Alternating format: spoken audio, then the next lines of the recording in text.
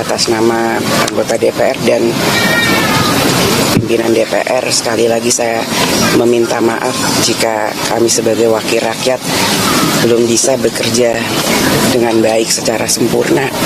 Kami akan mengevaluasi, kami akan berbenah diri, kami akan mendengar aspirasi rakyat dengan lebih sehat, lebih baik dalam bergotong royong membangun bangsa.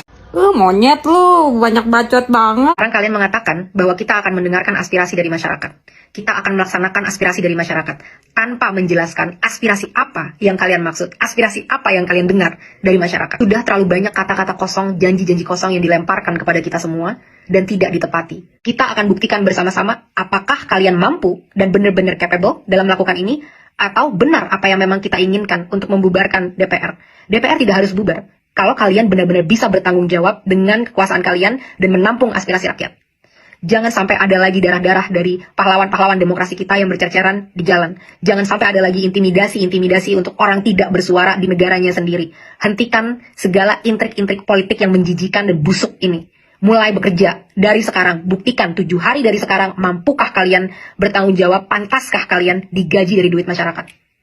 Lucu lagi supaya tahu nggak, bapak saya presiden pertama Republik Indonesia, pahlawan nasional, proklamator, bapak bangsa.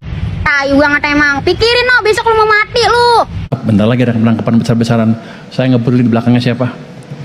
Dan belakang saya presiden kan, paling tinggi kan ya, paling tinggi di sini. Pasti beres. Baca guys. Koruptor juga manusia. DPR meminta Kejagung tidak menzolimi koruptor dan harus pikirkan kesejahteraannya. Meskipun mereka korupsi karena mereka manusia. Ada yang lupa Bu Puan. Tuh, ada yang lupa. Kalian ini bukan 100% manusia. Manusia setengah setan. Ama ada titisan dajalnya dikit. Di saat ya anak kecil di Papua yang lagi sekolah itu minumnya pakai botol Mama Lemon bekas sabun cuci piring, Ibu Puan ngelawak koruptor juga manusia. DPR meminta Kejagung tidak menzolimi koruptor. Nih, aduh ya Allah, gue pagi-pagi bener-bener dibuat nih kepala gue sepanang bener ya. Belum sarapan ya kan, belum makan gue. Dan ngeliat berita kayak gini, rasanya nih Bu Puan pengen banget gue rukiah gitu ya. Biar hawa-hawa dan setan-setan yang menggerogoti hati nurani dan pikirannya keluar begitu. Jahat bener jadi orang.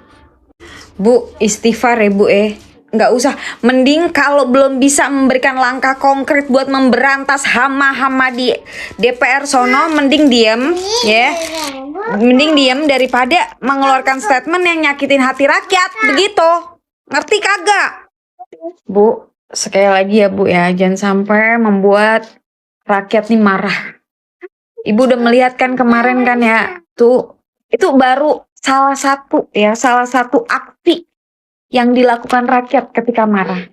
Ini kalau baca begini nih, jangan salahin saya ada nih, nanti kolom komentar saya rame ya kan. Terus tiba-tiba Bu Puan didatengin, ya mohon maaf deh, kita nggak ikut-ikut. Kalau saya cuma tugasnya ini nih, bantuin aja nih, speak up kayak gini, sampai kelibet tuh ngomong saking emosi Bu. Istighfar Bu, hidup cuma sementara Bu.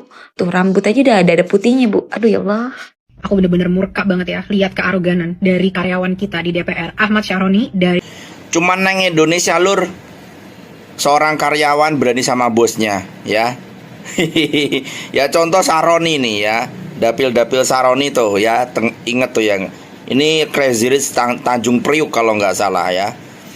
Ke Saroni lu diajak debat lu sama tuh Kak Salsa tuh. Prestasi apa lu yang lu punya? Nggak punya prestasi lu ya. Lu makan uang rakyat aja, bisanya flexing ya. Gue lihat setelah tadi cek di Instagramnya juga, lu malah ngatain mbaknya ini ya, yang bilang sampai ke debat sampai Denmark lah. Bilang aja lu nggak berani Saroni karena lu nggak punya prestasi ya. Mbak ini bawa data, kenapa dia bilang seperti ini? Lu yang harusnya Dewan Perwakilan Rakyat, yang tugas lu bagaimana membuat rakyat sejahtera, itu malah mementingkan perut lu ya, mementingkan kekayaan lu. Gak ada lu kontribusinya sama rakyat. Flexing aja, lihat aja Instagramnya Saroni. Flexing punya mobil A, mobil B, motor A, motor B, ya, mobil sport. Lu bisanya kayak gitu, ya itu mencerminkan kalau itu lu anggota DPR dan teman-teman lu semua itu mementingkan perut lu sendiri. Gak ada kontribusinya buat mensejahterakan rakyat. Makanya lu ditantang debat sama Kak Salsain, lu gak berani.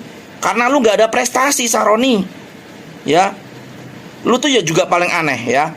Lu itu kan wakil rakyat. Harusnya lu bisa jaga mulut lu ya. Gak malah ngatain bos lu itu tolol. Ya, rakyat ini udah geram. Kenapa? Karena rakyat sekarang lagi susah, lu malah seneng-seneng. Lu harusnya protes. Kalau memang pro rakyat, protes tuh sama Puan. Ngapain naik gaji? Rakyat lagi susah. Itu yang bener, kata-katanya yang bener seperti itu. Masa mau diajari sama rakyat? Ya, rakyat ini udah geram, Saroni. Jangan bikin panas lagi lo ya. Lu emang deh gak ada hati banget lo, Saroni. Tuh, berani gak lu debat tuh? Ah, cemen lu Saroni, crazy rich cemen. Saroni. Dah turun aja lu dari DPR.